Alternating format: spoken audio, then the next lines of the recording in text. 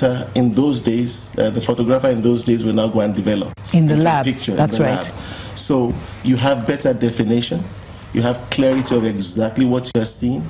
Now you can see smaller things that X-rays won't see back in those days. So we don't do a lot of X-rays now for the diagnosis of polyps or bowel diseases as we used to do in the past. Now that we have endoscopy. Okay. Now, when you do endoscopy, can you diagnose things like irritable bowel syndrome, you know, leaky gut, difficulty in absorption of nutrients, for example? Yes, you can use endoscopy to rule out other life-threatening conditions and then make a diagnosis of irritable bowel disease. Irritable bowel disease is a functional disease of the gut, not a structural disease. So endoscopy is there to look at structural abnormalities.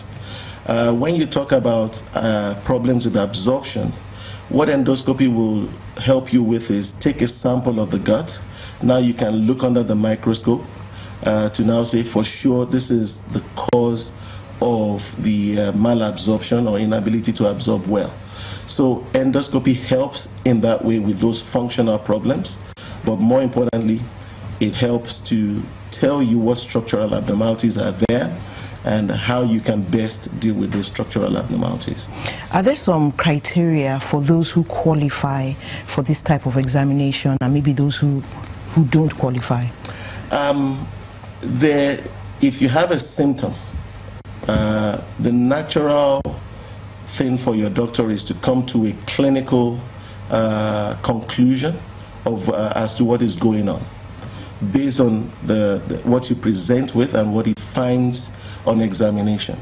Now he uses investigations like endoscopy to support or refute that. So anybody that presents with a gastrointestinal symptom at one point or another will need endoscopy to facilitate the diagnosis and treatment of that condition. So from both pediatric end to even adult geriatric patients. It's used on children too. As well, yes. Why would it be used on children? Because the children have the same bowel conditions. How would they bear it? I mean, it's a tube. Yes. It's being passed through an orifice. Yes. How do you get a child to cooperate with you? So, depending on the age of the child, yes. The older the child gets, for sure, you can talk them through the procedure. And even in adults that are anxious, you may have to sedate them or give them some form of anesthesia to perform the procedure. Is it possible to do it without anesthesia? Most cases are done without general anesthesia. A lot of cases can be done with just simple sedation, what we call conscious sedation. Patient is aware of where they are, but you give them some medication to keep them relaxed or put them in a state of temporary sleep, but they can hear you when you do the procedure. But a lot of procedures can be done with just local anesthesia. I'm aware that, you know, this is a very important procedure, especially as regards to colon cancers. At least I'm used to hearing that. But we do perform endoscopy in Nigeria. What do we lack by way of, should I say, expertise or results? Well, I think I would like to qualify that first statement.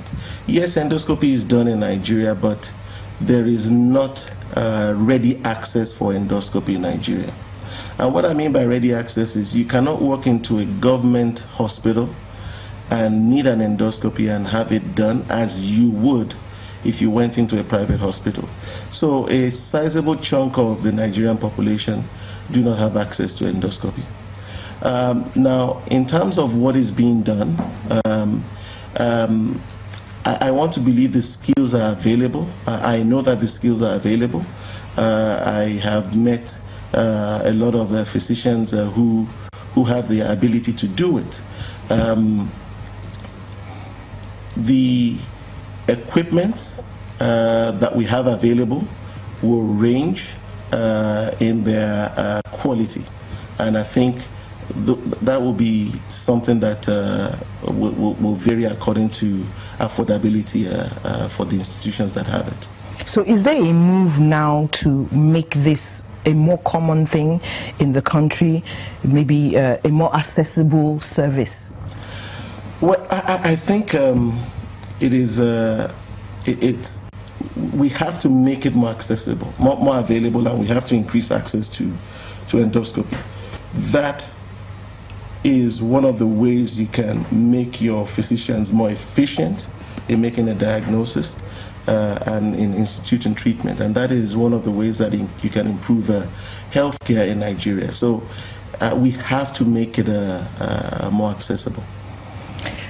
Endoscopy is also used to detect ulcers, isn't that right? Correct. Are there other methods of detecting ulcers besides that? There are other methods of detecting ulcers, but they are more cumbersome. We used to use them back in the day, things like a barium test, barium studies of the GI tract of the stomach and the duodenum. But like I said, they don't give you as much definition as you will get with endoscopy. And in certain cases where you have a suspicion that this ulcer might be a cancerous ulcer, you can take samples at the same time, so you are saving time in making a diagnosis for the patient and using less resources. Any uses for pregnancy? That will come in very handy in this country. Not really. We try and avoid doing procedures such as these in women who are pregnant. But if it's necessary, you could, for the mother, not for the pregnancy itself. Okay, so let's take a quick break. We'll take a short break now and we'll be back in a moment. Please stay with us.